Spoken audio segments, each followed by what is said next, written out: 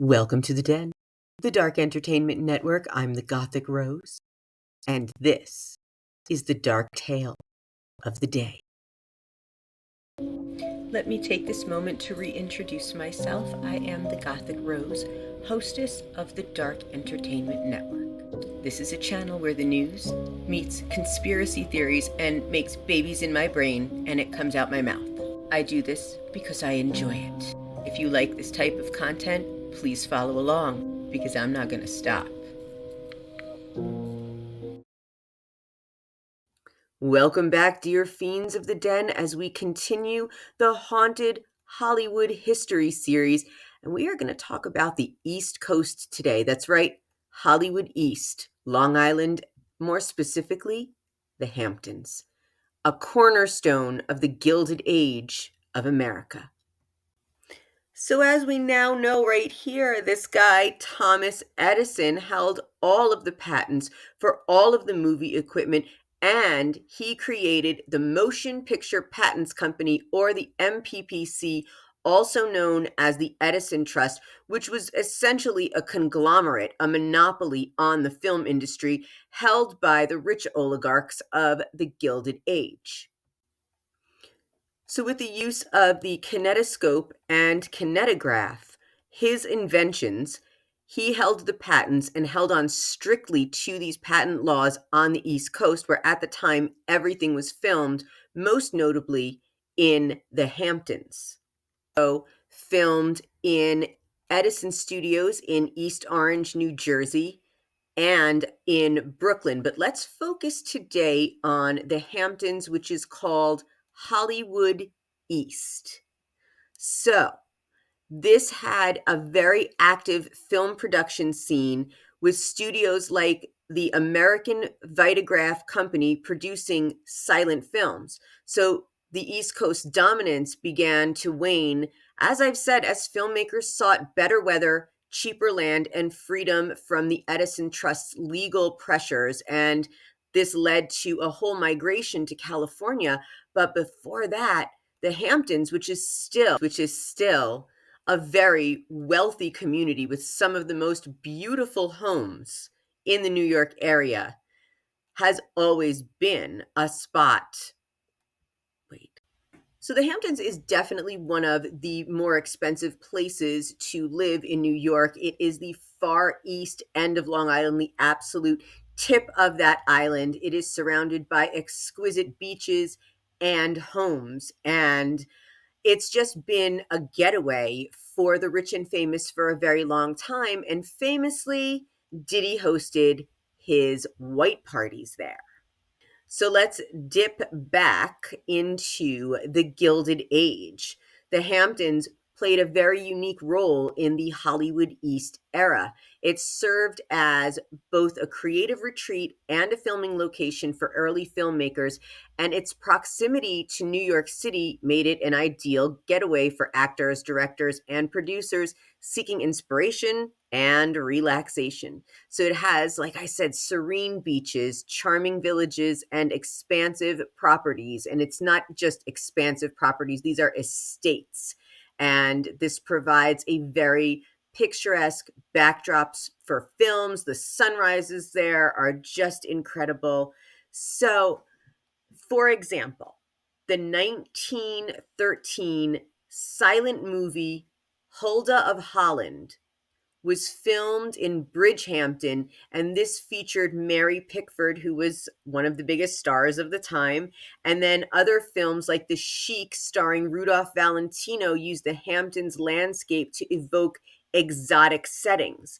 So over time, the Hamptons became synonymous with luxury, creativity, and this attracted Hollywood elites, and this influenced a huge arts and entertainment scene in the Hamptons. So, as I now am looking into the Gilded Age and any kind of scandals I can find in Hollywood, let's check some overall Hamptons gossip. So, it's got a lore of exclusivity and beauty, but of course, as we know, and has never been immune to drama and scandals.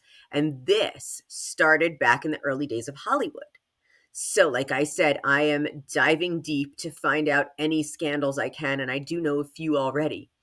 But the Edison Trust, which controlled most of the film industry, was very, very notorious for its really aggressive tactics, including lawsuits and even physical intimidation to maintain its monopoly. So, this created a tense and secretive environment for filmmakers and actors. And the Hamptons was one of those places where they could meet and relax and discuss how to create Hollywood somewhere else and create their art.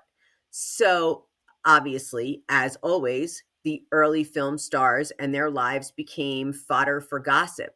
So, silent film actors were beginning to gain all of this celebrity status, and some found their private lives and their escapades making headlines. So, this was all about affairs and financial disputes and power struggles, and the Hamptons was this retreat, but also where a lot of the scandals took place, way, way underground, in the closet, everywhere. Being a playground for the wealthy and elite now started out that way in the early 1900s because of all of these films that were made in New York.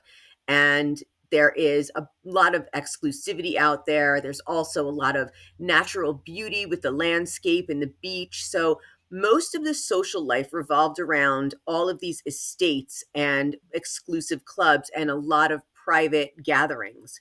So the completion of the Long Island Railroad made this area more accessible.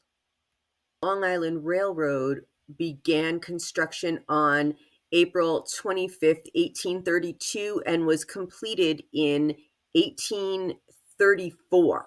So this now attracted affluent families like the Vanderbilts and the Carnegies, who started to build these opulent summer homes. And then the exclusive social clubs were the Maidstone Club in East Hampton, and that was founded in 1891. And this place became very central to the local social scene. So they had golf and tennis and yachting and lavish garden parties, tons of charity events and soirees. I love that word, soirees, were common and often reported in the society pages of New York newspapers. So, of course, the beaches and the countryside, that gives you horseback riding and sailing. And, it's just a paradise on earth. So, this era, the Gilded Age of America, marked the Hamptons as a symbol of complete wealth and sophistication, and this set the stage for its reputation as a retreat for the elite. From New York City, you may have gotten your tickets for the Jitney, and if you don't know what the Jitney is, there is an episode of Sex and the City where the girls take the Jitney out to the Hamptons, and let me see what episode that was. I'll tell you in a second. And that was a great episode. That was season 2, episode 17, Carrie Catches Big with Natasha in the Hamptons. So as you see, modern day Hollywood went right back and filmed in the Hamptons just like they did during the Gilded Age. So with that, we're going to go deeper in next week. Thank you so much for joining me. And if you like this content, please subscribe, leave a comment. I absolutely love comments, and I will see you on the next episode. Thank you so much for joining me in the den.